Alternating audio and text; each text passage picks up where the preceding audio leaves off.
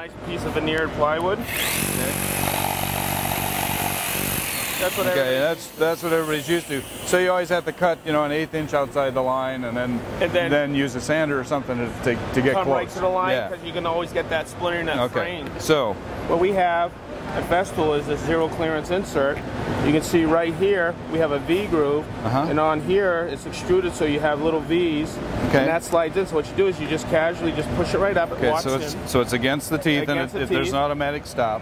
So what you do is you just take it here and turn on the jigsaw, and walk it in. Then I can take it like this. And look at that. And look at the difference. It's an amazing difference. Yeah. Now show it. Let's see the bottom of the tool so you can see. There's the little zero clearance insert. See how the blade is housed on both sides, so you're not going to get that blowout. Cool. So how about I make a couple of cuts, and let's see if they match up. Then I've got 3 key things to talk about with it. It's got 3 main features, and we talked about the fact we've got a 3-year warranty on 3 things. There's all these 3s, right? Battery, charger, and the drill, 3 years. But I also have this brushless motor. That's the second thing. And thirdly is the ability to change out these chucks. You know, most drills, 1/2 inch keyless chuck is standard. Makes a drill this long and gives it that much weight. And that's fine for a lot of my smooth shank stuff. Most people are used to this. But we'll take a look at some of these quick changing systems that are available on the market today. Those are all accessories to the chuck. So you have to attach it to the chuck and hope that you get it centered. And being keyless, as good as we make keyless trucks today, they can still vibrate loose. It's the nature of the beast. So the idea is if we can just get rid of this altogether, we're going to shed 1/2 pound off of that tool. This is all metal gears that are in there? Now we're going to take this guy, and this, I call this the PTO, but it's basically the output of the transmission. I'm going to couple this directly to the drill now, not an accessory to the chuck. A lot of advantages here. First of all, more compact. Okay, we saw how much lighter in weight it's going to be, but look at this. There's no chance of slippage. It's got a really good grip on it. And then I can quickly change out from drilling and driving applications, depending on the wherever the bit went, the type. So I could have a drill bit set up in here. Is that a standard shank on this? It's a 1/4 inch hex, but it's longer. Take a look at the pitch here, but also this groove. So all this is a bearing. This bearing interlocks in that groove. And then this guy, what happens if we just put this to the side, what's happening is it's passing through that and actually getting right inside the tool. So we have really efficient transmission of power. There's no chance for slippage, and it's centered to the transmission. So yeah, this bearing, we call it a chuck, but truly it's just a bearing. And that's its job, is to keep it locked in there. Yeah, the major problem with these is how much wobble there is on Yeah, the further you extend that out, every little tolerance difference or shift is going to create more wobble. So getting it close to the transmission is good. So those are 2 basic chucks. Now we get into ones I think that are fun. You know, we saw the right angle set up over here, but see this one. This one's my favorite. This is the eccentric chuck. That's not because it's arrogant, but because of the fact that it takes and offsets the spindle to the outside edge. So you can take it, in any of these, you can rotate them all the way around. So if I want to run a fastener, right against the top, it keeps that bit in line, so you don't cam out and cause it to pop off. So that's, just quick. It's pretty cool. We call this fast fix. It's fast, it's fixed on there.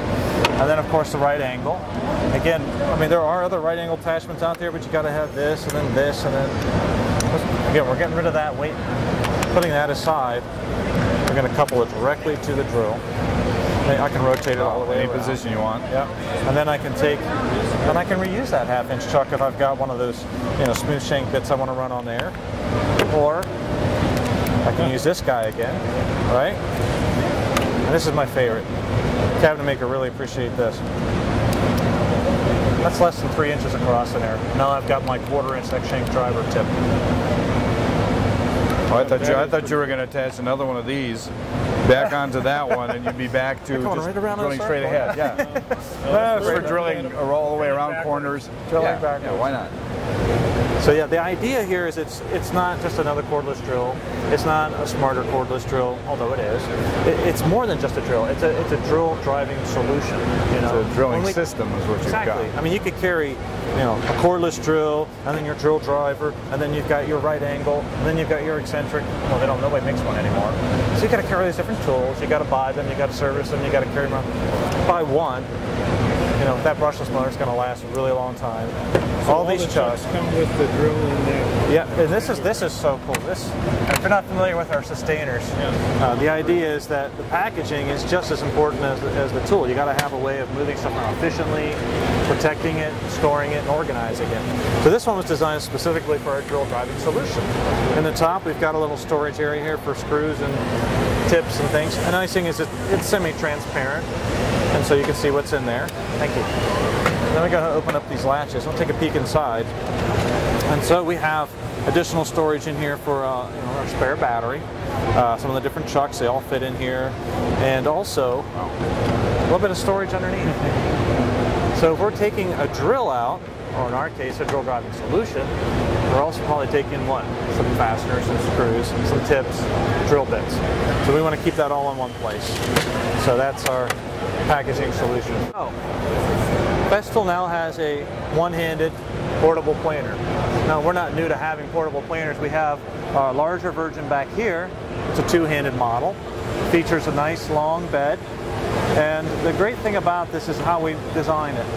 We design these to use a helical cutter head, single knife, which gives us a lot of advantages. Chiefly, it cuts cleaner. It also cuts quieter. But when you shear that cut, you get a better result, and you only have to change one knife. You don't have to fight with two knives getting out of top dead center. So that is one of the strong suits to our portable planers, as well as the fact that it's dust extractable.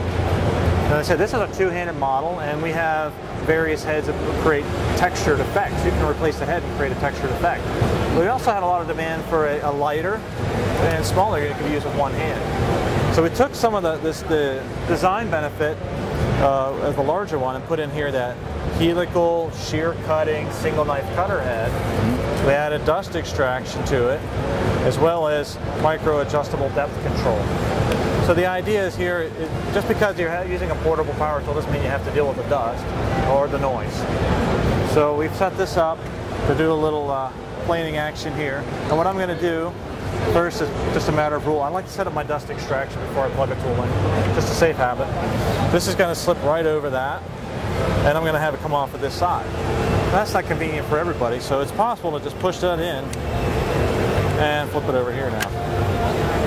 And as you see, it rotates so the hose doesn't get caught up on anything. So being one-handed, and the way this is balanced, it's actually a little heavy in the back. This is done on purpose, because as we go through planing, you know, often see people dip a little bit on the end, right? And they get a nice little scoop out. With that weight toward the back, that allows me to keep that on the same plane going throughout. So first cut I'm just going to make a light pass here. See how it goes.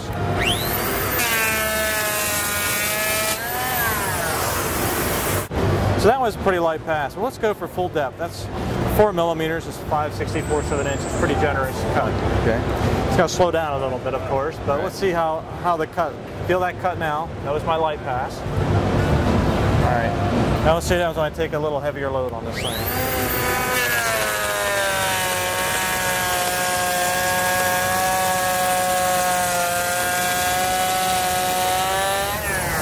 Stop there so you can get an idea of the depth of this cut. I was going to ask you to do that. Now you can feel the difference between the two. So here was with a light pass, and there's the heavier. So you can take a heavy pass, follow with a light pass. Yeah, that's exactly what I would do. Yep. Now, because you guys are nice enough to bring your video camera, I thought I'll do you a favor. I would only do this for you guys because I don't want to clean up the floor all day. Just for fun. Get an idea of how much stuff we're removing. This thing is really generating. Do I need to back out of the way here? No, if you like your shoes covered, you're good. I'm going to point that one right at you too. It's going to come right at me. Great. Come right at you. You ready? I'm brave. Look out.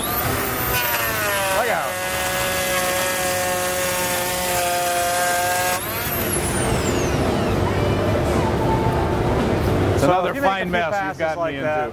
You're going to spend some time cleaning up. Now I've got to spend some time cleaning up.